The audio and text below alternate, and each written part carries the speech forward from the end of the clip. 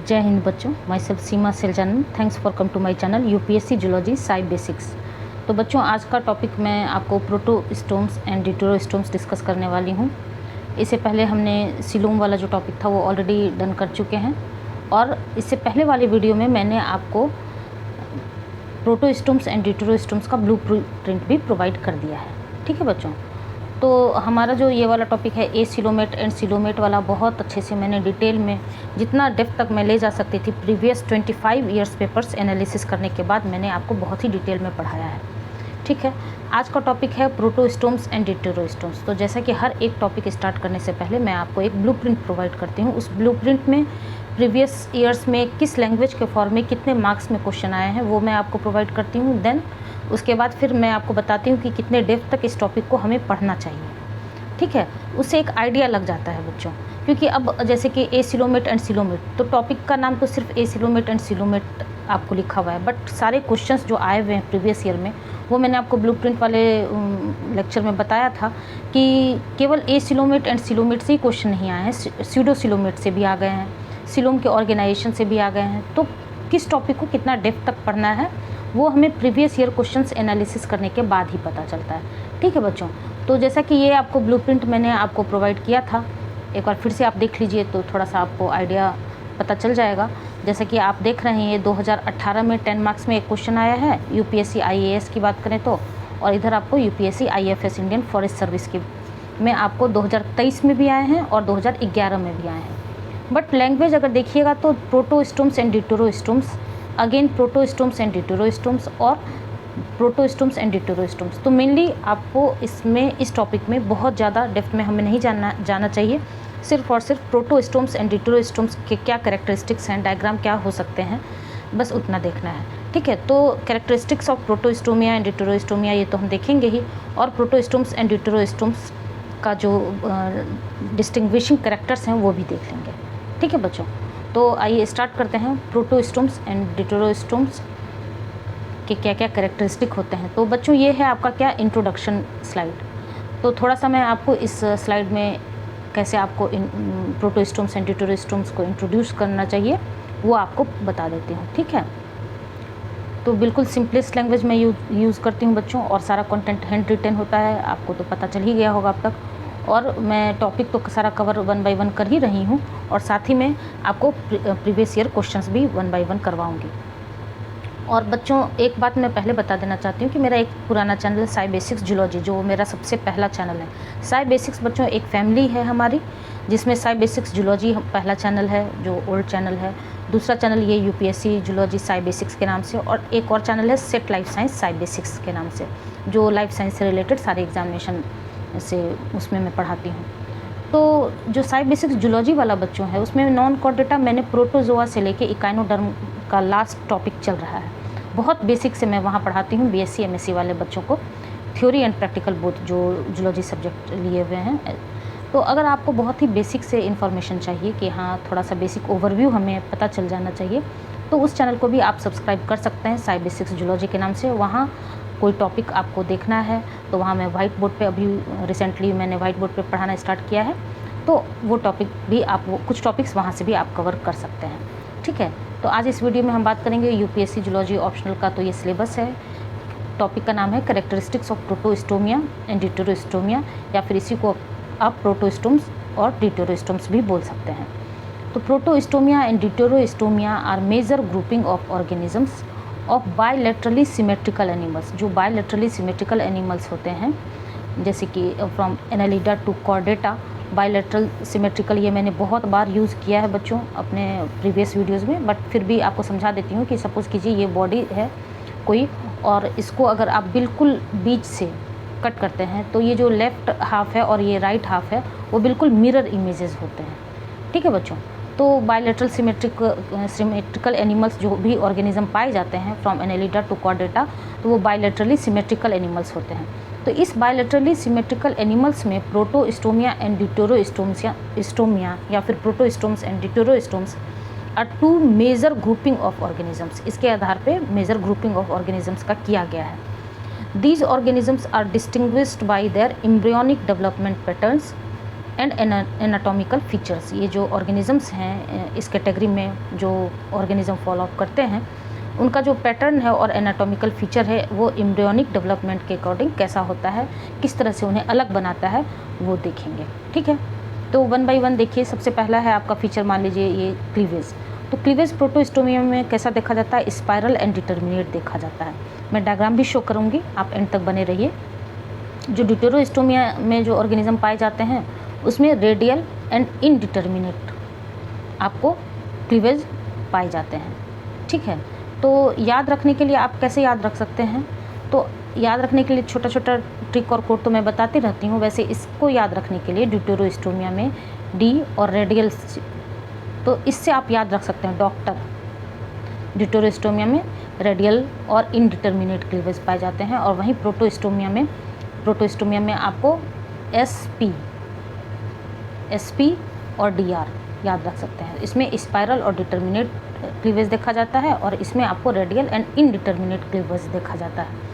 ठीक है, उसके बाद फिर ब्लास्टोपोर का फेट क्या होता है, तो ब्लास्टोपोर का फेट होता है प्रोटोमीस क्या होता है। फर्स्ट मैंने आपको शॉर्ट्स के फॉर्म में एक टीनी मिनी इंट्रोडक्शन मैंने आपको बताया भी था। एंड स्टोमीस होता है माउथ, तो माउथ का फॉर्मेशन प्रोटोस्टोमिया में पहले देखा जाता है। वहीं ड्यूटेरो में किसको देखा जाता है, एनस का फॉर्मेशन पहले देखा जाता है, क्योंकि ड्यूटेरो मीन्स होता है second and again stome means mouth, तो माउथ का फॉर्मेशन इसमें बाद में देखा जाता है, पहले एनस का फॉर्मेशन देखा जाता है। सिलोम फॉर्मेशन कैसा होता है, तो इसमें सीजोसिली होता है जिसे आप स्प्लिटिंग ऑफ मेसोडर्म भी बोल सकते हैं। एंड इसमें इंटेरोसिली होता है जिसमें आउट पॉकेटिंग ऑफ आर्केंटेरॉन देखा जाता है। ये सारे टर्म्स जो बच्चे मुझे शुरू से कवर कर रहे होंगे वो सिलोम फॉर्मेशन मैंने बहुत ही अच्छे से डिटेल में समझाया है, बहुत ही अच्छे से डिटेल एक्सप्लेनेशन के साथ विथ डायग्राम, तो ये सारे टर्म्स क्लियर होंगे उनके लिए। नर्वस सिस्टम कैसा देखा जाता है, तो इसमें प्रोटोस्टोमिया में वेंट्रल देखा जाता है और इसमें आपको कैसा डॉर्सल देखा जाता है। तो अगेन डॉर्सल एंड वेंट्रल आप कैसे समझिएगा बच्चों, तो वेंट्रल जो है वो जो बेली वाला पोर्शन होता है, पेट वाला पोर्शन होता है, उसे वेंट्रल कहते हैं, और आपका जो पीठ बैक वाला जो पोर्शन होता है वो डॉर्सल होता है। स्केलेटन ओरिजिन इसमें एक्टोडर्मल देखा जाता है, प्रोटोस्टोमिया में इसमें मेसोडर्मल ओरिजिन देखा जाता है। और लार्वी की बात करें तो इसमें ट्रोकोफोर टाइप और इसमें डाइप्लूरुला टाइप होता है। ये एक छोटा सा इंट्रोडक्शन हो गया, आपको इंट्रोडक्शन स्लाइड आप बोल सकते हैं प्रोटोस्टोमिया और ड्यूटेरोस्टोमिया के बारे में। आप चाहें तो यहाँ से स्क्रीनशॉट ले सकते हैं। अब कैरेक्टरिस्टिक हम देखेंगे प्रोटोस्टोमिया और ड्यूटेरोस्टोमिया का क्या क्या हो सकता है, तो आइए देखते हैं। सबसे वैसे तो एक बेसिक ओवरव्यू मैंने आपको बता ही दिया है, तो सबसे पहले देखेंगे प्रोटोस्टोमिया का कैरेक्टरिस्टिक। इसमें जो ब्लास्टोपोर होता है, the blastopore first opening in the embryo जिसे कहते हैं, वो कहाँ किस में डेवलप होता है, पहले माउथ। अगेन प्रोटो मीन्स क्या होता है फर्स्ट और स्टोम मीन्स क्या होता है माउथ, तो इसमें माउथ का फॉर्मेशन पहले देखा जाता है। वहीं ड्यूटेरो में क्या होता है, तो ड्यूटेरो मीन्स होता है second and stome means mouth, तो इसमें जो है माउथ का फॉर्मेशन बाद में देखा जाता है। तो the blastopore develops into the anus and mouth forms later. Clear है बच्चों ये पॉइंट। उसके बाद during early embryonic development cleavage is spiral and determinate, जैसा कि अभी मैंने आपको कोड भी बताया, एसपी से आप याद रख सकते हैं। और इसमें cleavage is radial and indeterminate. Indeterminate means क्या होता है बच्चों, तो each cell can give rise to a complete organism. जितने भी सेल हैं वो कंप्लीट ऑर्गेनिज्म का फॉर्मेशन कर सकते हैं, उसे क्या कहते हैं इनडिटर्मिनेट क्लीवेज। उसके बाद सिलोम की बात करें तो द सिलोम फॉर्म्स थ्रू सीजोसिली, प्रोटोस्टोमिया का कैरेक्टरिस्टिक है। और इस सीजोसिली को क्या बोला जाता है, तो splitting of mesoderm to create body cavity. इसमें the coelom forms by enterocoely that is out pocketing of archenteron, जिसे आप प्रिमिटिव गट के नाम से भी जानते हैं। Pinching off to form the body cavity, pinch off हो जाते हैं ताकि वो बॉडी कैविटी का फॉर्मेशन कर सकें। Possess solid ventral nerve cord, Protostomia में इसमें possess hollow dorsal nerve cord, इसमें डॉर्सल नर्व कॉर्ड देखा जाता है।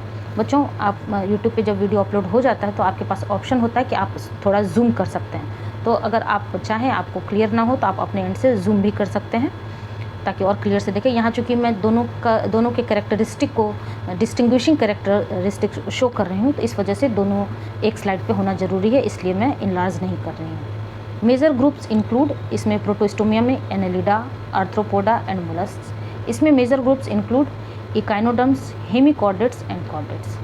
ठीक है, तो ये कैरेक्टरिस्टिक्स हो गए किसके, प्रोटोस्टोमिया एंड ड्यूटेरोस्टोमिया का। तो बच्चों आपने देखा जैसे कि 10 मार्क्स में जनरली ये क्वेश्चन पूछे गए हैं अगर यूपीएससी सीएससी की बात करें, सिविल सर्विसेज एग्जामिनेशन की बात करें, और वहीं अगर इंडियन फॉरेस्ट की सर्विस की बात करें तो उसमें 8 मार्क्स में।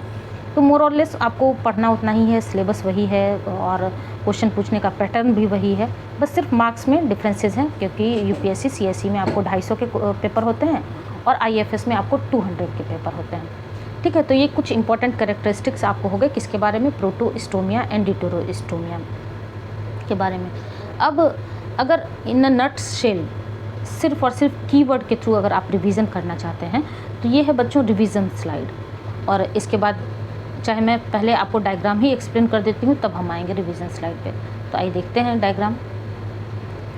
तो ये है बच्चों आपको प्रोटोस्टोम्स जिसमें मोलस्क्स, एनालिड्स एंड आर्थ्रोपोड्स है एग्जाम्पल, और ये है ड्यूटेरोस्टोम्स जिसमें इकाइनोडर्म्स एंड कोरोडेटा का एग्जाम्पल है।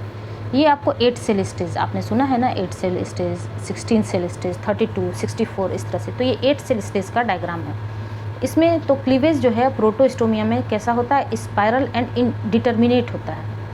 स्पाइरल एंड डिटर्मिनेट, आप चाहे तो अपने एंड से भी कुछ कोड बना सकते हैं, या फिर अगर याद रखने के लिए ये भी याद रख सकते हैं DSP, D for determinate, S for spiral और P फॉर प्रोटोस्टोम्स। तो बच्चों जो मैं कोड या ट्रिक बताती हूँ तो कहीं भी आप कॉपी पेन लेके बैठिए तो नोट डाउन करते चलिए ताकि आपको फर्दर याद रखे, क्योंकि अभी जब मैं आप स्लाइड चेंज करूँगी तो ये मिट जाएगा, बट जब मैं कोड आपको बोल रही होती हूँ तो आप नोट डाउन कर लीजिए। इसका कोड आप DSP बना सकते हैं। इसमें क्या होता है, तो इसमें आपको कैसा क्लीवेज देखा जाता है, रेडियल एंड इनडिटर्मिनेट। जैसा कि अभी मैंने आपको बताया इनडिटर्मिनेट मीन्स क्या होता है, तो जितने भी सेल हैं उनके पास ये कैरेक्टरिस्टिक होता है कि वो इंडिविजुअली पूरे ऑर्गेनिज्म का फॉर्मेशन कर सकता है। कोड के लिए आपको मैंने तो D और R के बारे में डॉक्टर बताया, DR तो आपको ड्यूटेरोस्टोम्स और रेडियल के लिए हो गया, इनडिटर्मिनेट छूट रहा है तो या तो आप DIR भी कर सकते हैं या फिर IDR भी कर सकते हैं या फिर RDI, जो भी आपको सूटेबल लगे वो आप अपने एंड से कर सकते हैं। ठीक है बच्चों, उसके बाद सिलोम फॉर्मेशन कैसा होता है, तो इसमें सीजोसीलस देखा जाता है। सीजोसीलस में solid masses of mesoderm split to for meso coelom. तो थोड़ा सा मैं डायग्राम को इनलार्ज कर रही हूँ ताकि और अच्छे से आपको क्लियर हो जाए। तो इसमें प्रोटोस्टोम्स में कैसा देखा जाता है, सीजोसीलस। सीजोसीलस में क्या होता है, स्प्लिटिंग ऑफ मेसोडर्म। तो ये जो बच्चों रेड वाला पोर्शन है ना, ये आपका क्या है, स्प्लिटिंग ऑफ मेसोडर्म, ये मेसोडर्म है आपका, और ये जो ओपनिंग है ये है आपका ब्लास्टोपोर, और यही मेसोडर्म से आपको सिलोम का फॉर्मेशन शो हो रहा है, और ये जो पाउच लाइक स्ट्रक्चर है ये है आर्केंटेरॉन। तो अब देखिए इसमें जो इंटेरोसीलस में क्या होता है, फोल्ड्स ऑफ आर्केंटेरॉन। तो आप देख रहे हैं यहाँ पर क्या है, यहाँ पर फोल्डिंग हो रही है ना, यहाँ पर आर्केंटेरॉन की फोल्डिंग हो रही है, किसमें, आपको डिटेरोस्टोम में।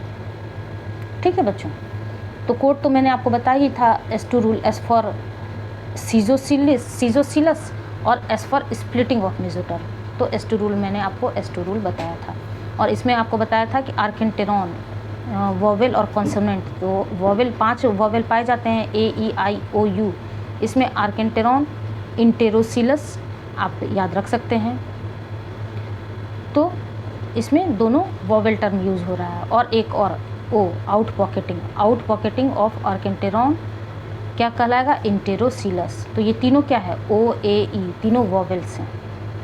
ठीक है, तो कुछ छोटे छोटे ट्रिक अगर आप अपने एंड से भी बनाना चाहें तो बना सकते हैं, ताकि वो चीज़ ज़्यादा समय के लिए आपको याद रख सके। अब यहाँ पर आप देख रहे हैं, यहाँ NS का फॉर्मेशन है, यहाँ माउथ का, but mouth develops from blastopore. यहाँ पर प्रोटोस्टोम्स में फेट ऑफ ब्लास्टोपोर में क्या होगा, माउथ का फॉर्मेशन पहले होगा, क्योंकि प्रोटो मीन्स ही होता है फर्स्ट, और यहाँ NS डेवलप्स फ्रॉम ब्लास्टोपोर, यहाँ पर एनस का फॉर्मेशन पहले होगा।